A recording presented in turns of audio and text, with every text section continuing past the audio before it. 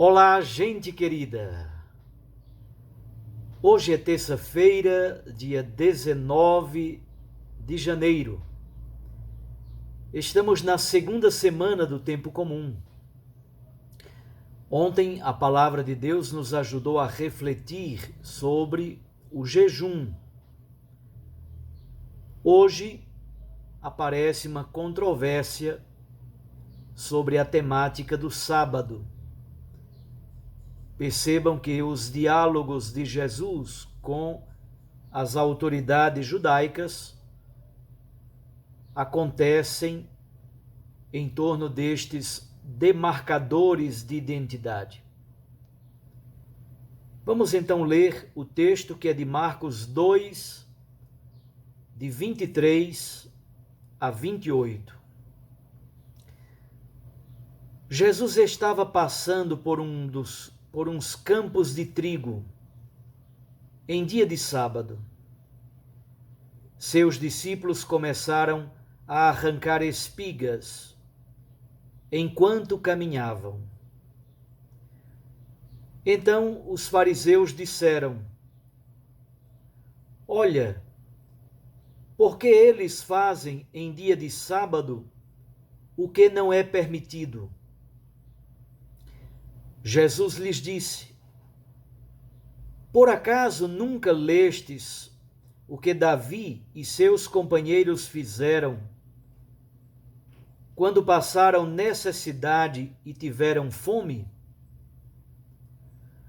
Como ele entrou na casa de Deus no tempo em que Abiatar era sumo sacerdote, comeu os pães oferecidos a Deus e os deu também aos seus companheiros? No entanto, somente aos sacerdotes é permitido comer esses pães. E acrescentou: O sábado foi feito para o homem e não o homem para o sábado.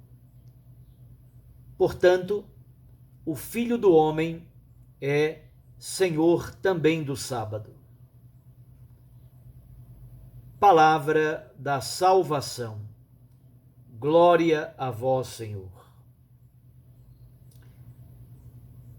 Minhas irmãs e meus irmãos, certamente vocês já leram no decálogo do livro do Êxodo, como também no decálogo do livro do Deuteronômio, o mandamento sobre o sábado é o mais desenvolvido, é o mais amplo. No livro do Êxodo, a motivação para se cumprir o sábado está muito mais vinculada à criação, porque Deus trabalhou durante 6 dias e no 7º dia repousou.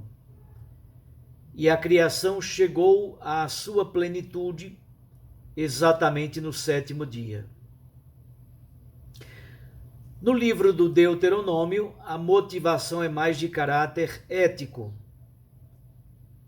Lembra que tu foste escravo no Egito. Por isso, o sábado é também o dia do repouso. São duas motivações muito belas e profundas: a criação e a escravidão. Pois bem, os judeus então desenvolveram uma legislação, além daquilo que está na Bíblia Sagrada, na Mishnah, no Talmud. Vocês podem encontrar toda a legislação judaica. Inicialmente era simplesmente por via oral, depois foi colocada por escrito. O Talmud e a Mishnah, além de outros textos da tradição rabínica, a Tosefta e outras, são textos que recolhem a reflexão dos mestres da lei sobre determinadas temáticas da palavra de Deus. É muito ampla a reflexão rabínica sobre o sábado. E há uma série de atividades, uma série de preceitos que regulamentam aquilo que não se pode fazer no sábado. Estas regras são, sobretudo, em relação a trabalhos da agricultura. Encontramos no texto de hoje os discípulos de Jesus recolhendo espigas, provavelmente de trigo ou de cevada,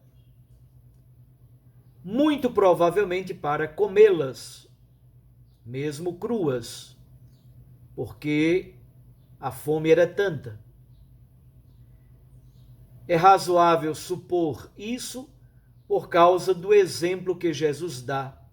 Davi e os seus companheiros, quando tiveram fome, comeram os pães da proposição que estão oferecidos no templo e somente os sacerdotes podem comê-los. Jesus está querendo dizer que a fome, isto é, a vida concreta, está acima das prescrições. Esse é o preceito fundamental e é isso que está sendo guardado no final do texto de hoje, versículos 27 e 28. O sábado foi feito para o homem e não o homem para o sábado. O Filho do Homem é Senhor também do sábado. Olhemos então um pouco mais de perto as motivações profundas vinculadas à criação. Por que será que Jesus cura no sábado? Por que Jesus, teoricamente, trabalha no sábado? E isso é motivo de crítica da parte dos mestres da lei, da parte dos fariseus. Os mestres da lei, quase todos eram do partido dos fariseus. Eles têm uma leitura muito restritiva sobre a lei do sábado. A compreensão de Jesus é muito mais ampla, humanística, teológica.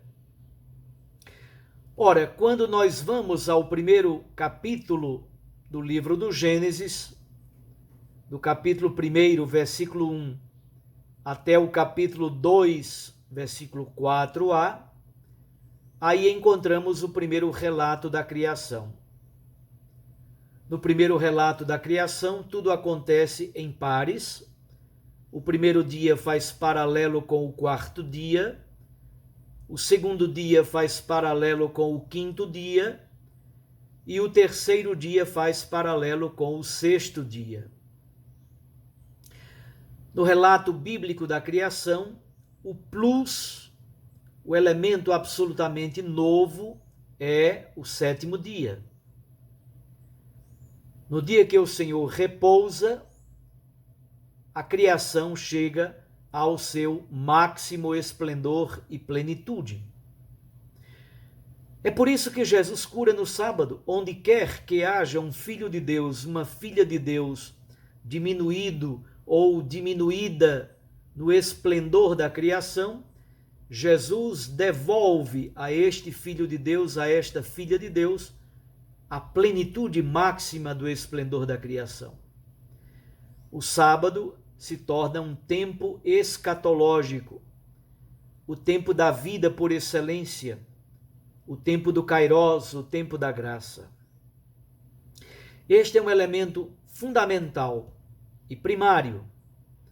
É por isso que o sábado é estabelecido para fazer memória litúrgica desse fato.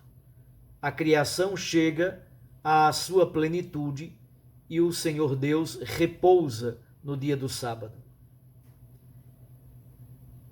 Depois dos relatos do exílio da Babilônia, quando Israel foi para o exílio e lá trabalhava de sol a sol, Muito provavelmente aí no período do exílio e do pós-exílio surge a instituição do sábado como nós a conhecemos.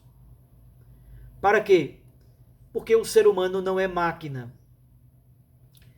O ser humano deve repousar.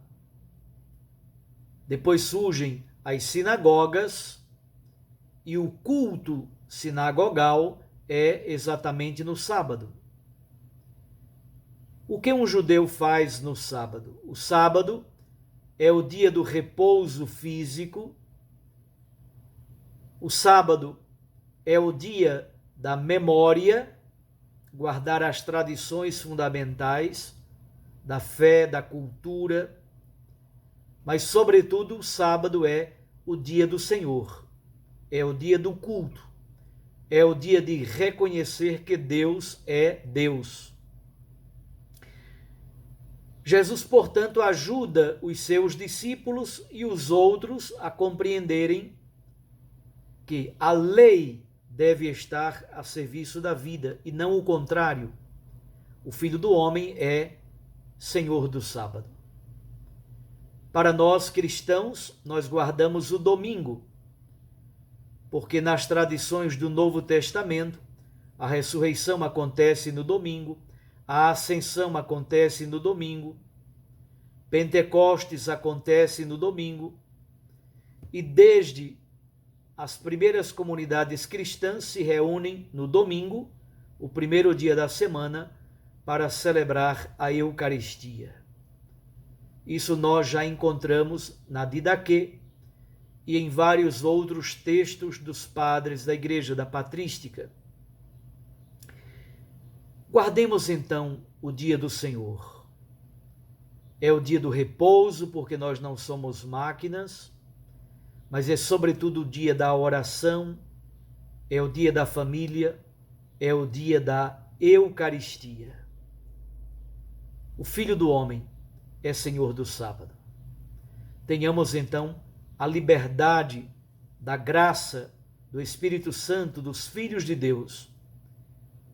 Liberdade diante das leis, porque as leis devem ajudar. Noutra ocasião vamos fazer uma reflexão sobre o papel da lei. São Paulo diz que a lei é pedagoga até a vinda de Cristo Jesus. A lei é importante? É, porque disciplina, aponta um caminho, mas a lei é pedagoga até Cristo. Fique com Deus, com sua Mãe Maria Santíssima. Rezemos no dia de hoje essa experiência do sábado, que é a experiência do Kairós de Deus, a experiência da graça, da plenitude da criação e do repouso do corpo, da memória e, sobretudo, do culto ao Senhor nosso Deus como centro de nossa existência. Eu os abençoo em nome do Pai e do Filho e do Espírito Santo. Recorde que a palavra aquece o coração e a Eucaristia nos lança para a missão.